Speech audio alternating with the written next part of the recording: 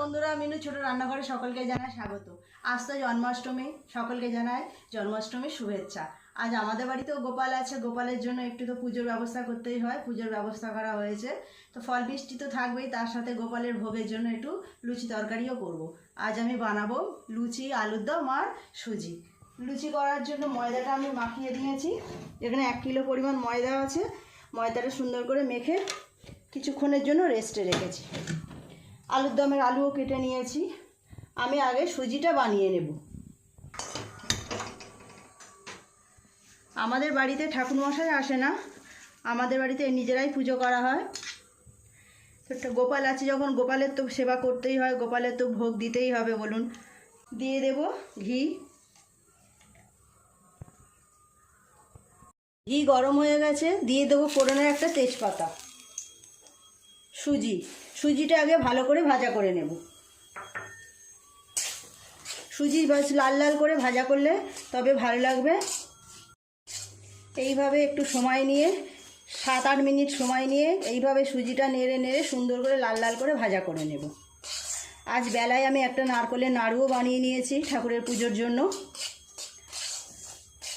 দিয়ে দেব সামান্য নুন, খুব অল্প। সুজিটা খুব ভালোভাবে লাল লাল করে ভাজা হয়ে গেছে। দিয়ে দেব পরিমাণ মতো জল।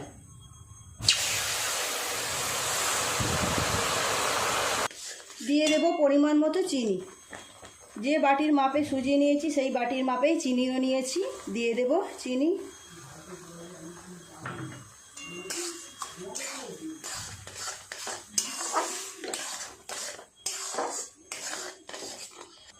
সুজিটা এইভাবে নেড়ে নেড়ে একটু গাঢ় হয়ে গেলে নামিয়ে নেব।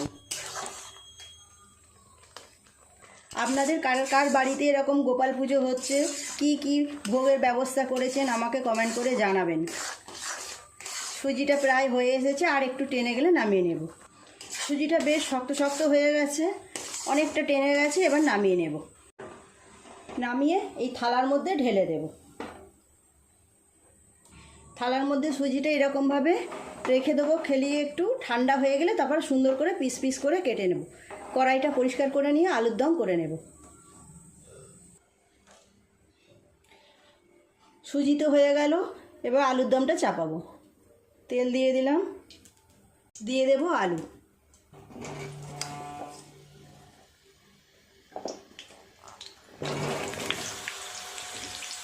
আলুগুলো একটু নাড়াচাড়া করে ভালো করে ভাজা করে নেব। দিয়ে দেব একটু হলুদ গুঁড়ো। আলুগুলো লাল লাল করে ভাজা হয়ে গেছে, এবার নামিয়ে নেব।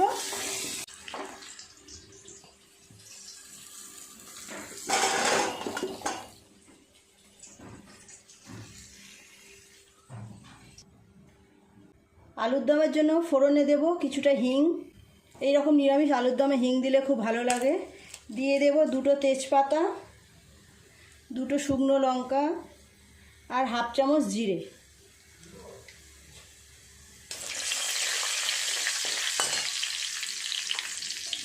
ফোড়নটা ভাজা হয়ে গেছে, দিয়ে দেব হলুদ গুঁড়ো।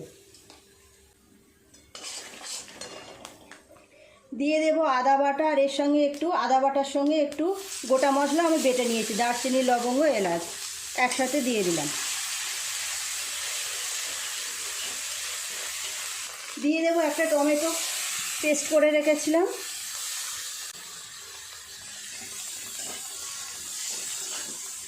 টমেটো, আদা এইভাবে একটু নেড়ে চেড়ে কাঁচা গন্ধটা চলে গেলে তারপর মশলা দিয়ে দেব। 1 চামচ জিরে গুঁড়ো দেব, লঙ্কা গুঁড়ো দেব 1 চামচ, আরও অল্প একটু দেব। অনেকটা আলু। দিয়ে দেব স্বাদ মতো নুন, এই পরিমাণ দিলাম।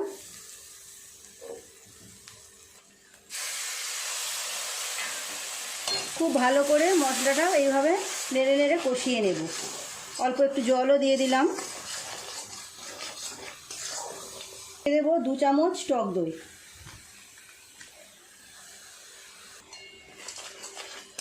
খুব সুন্দর রং এসেছে এর মধ্যে। দেব অল্প একটু চিনি, 1 চামচ পরিমাণ। আপনারা যদি চিনি দিতে না চান দেবেন না। দিয়ে দেব বাদাম বাটা, এটা কিন্তু কাজু বাদাম না, এমনি চীনা বাদাম বাটা 2 চামচ মতো। অল্প একটু জল দেব। বাড়িতে এইরকম কোনো পুজো থাকলে এইরকমভাবে জোগাড় জান্তি করতে কিন্তু খুব ভালো লাগে, বলুন। সারা বাড়ি যেন একটা কি সুন্দর পুজো পুজো ভাব থাকে, খুব ভালো লাগে। মশলাটা খুব ভালোভাবে কষানো হয়ে গেছে, দিয়ে দেব ভেজে রাখা আলুগুলো।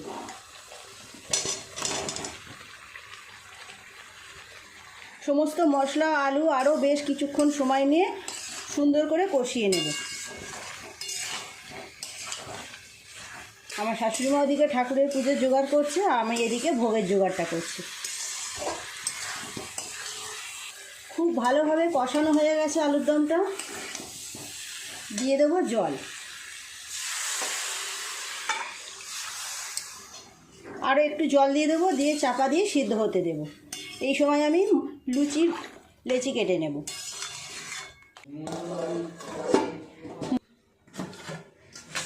ময়দাটা আর একটু ভালো করে চেপে চেপে মেখে নেব। মাখাটা ভালোই হয়েছে, তবু আর একটু এভাবে মেখে নেব। এখানে তো 1 কিলো ময়দা আছে, আপনাদের বললাম। আমি এখন সব লুচি করব না, পুজোর মতো কিছুটা করে নেব, তারপরে বাকিটা আবার পরে হবে।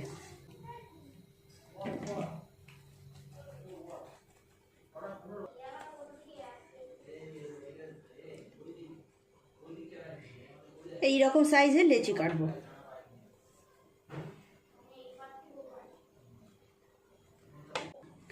ময়দাটা থেকে এতগুলো লেচি কেটে নিয়েছি, এখন এই ময়দাটা রয়েছে ওটা পরে হবে। সব লেচিগুলো এইভাবে গোল গোল করে পাকিয়ে নেব। বাড়িতে পুজো হচ্ছে, মেয়েটাই চলে গেল পড়তে। সামনে পরীক্ষা, কিছু করার নেই, পড়া কামাই করা যাবে না। পুজো আচ্ছার সময় বাড়িতে বাচ্চারা থাকলে, সবাই থাকলেই ভালো লাগে, তাই না বলুন। সব লেচিগুলো এইভাবে পাকিয়ে নিয়েছি, থাক। সুজিটা একটুখানি পিস পিস করে কেটে নেব।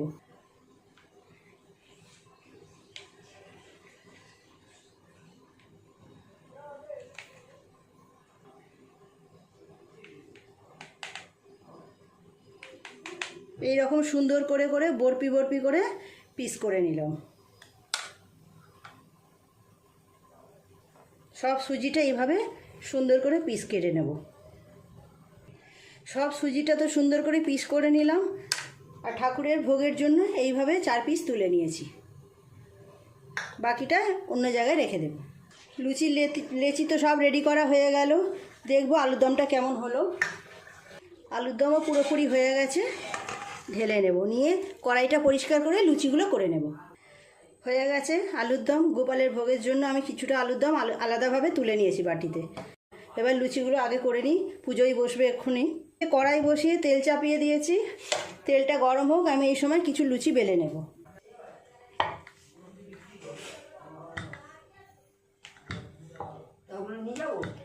হয়ে যাক, হয়ে গেলে একেবারে দিয়ে দেবো। তুমি বসো না, গিয়ে তো আগে শুরু করো, আমি এগুলো দিয়ে দিচ্ছি।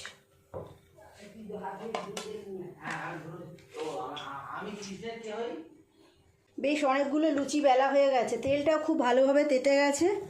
এই লুচিগুলো আগে করে নেব, তারপরে আবার পরে হবে।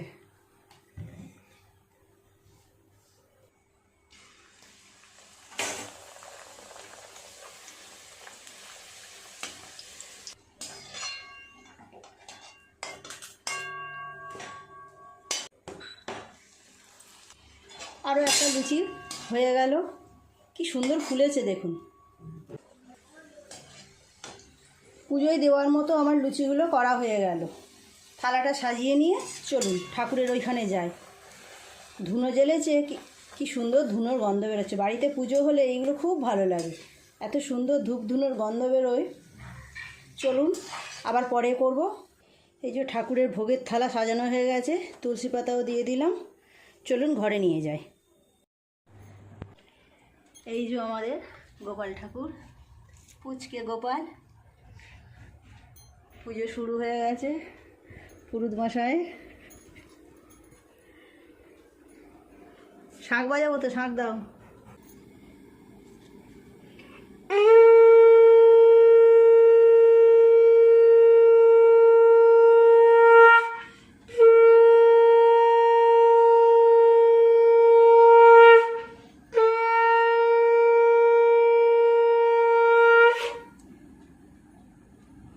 হরির আশ্চর্য মায়াতে রক্ষীগণ অচৈতন হইল নিদ্রাতে।